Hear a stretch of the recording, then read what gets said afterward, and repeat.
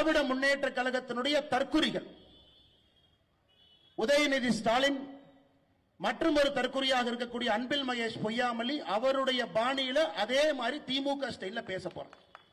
இதுவரைக்கும் எந்த மேடையிலே அதுபோல் நான் பேசியதில்லை. இன்று கரூர் மேடையிலே திராவிட முன்னேற்ற கழகத்துக்கு அவர்களுடைய பாணியில் எப்படி பேசினா அவர்களுக்கு புரியும் என்பதில் என்னுடைய இரண்டாவது பாதையினுடைய என்னுடைய பேச்சு இருக்குங்க ஐயா. அதனால பெண்கள் யாரும் என்னை தவறாக நினைக்க கூடாது. அரசியல் காலகட்டத்தில் அங்கே நின்று கொண்டிருக்கின்றோம். முல்லை சில இடத்துல முள்ளால தான் எடுக்கணும். ஒரே பொய்ய திரும்ப திரும்ப சொல்லி குழந்தைகளுடைய எதிர்காலத்தோடு விளையாண்டு அவர்கள் மட்டும் நன்றாக இருக்க வேண்டும், நம்முடைய குழந்தைக்கு தரமான கல்வி கிடைக்கக்கூடாது, நம்முடைய குழந்தைகள் வாழ்க்கையில மேல வந்துடக்கூடாது என்பதிலே தெல்ல தெளிவாக ஒரு அரசியல் கூட்டம், ஒரு குள்ளநெறி கூட்டம் தமிழ்நாட்டில் இருக்குதுங்க ஐயா.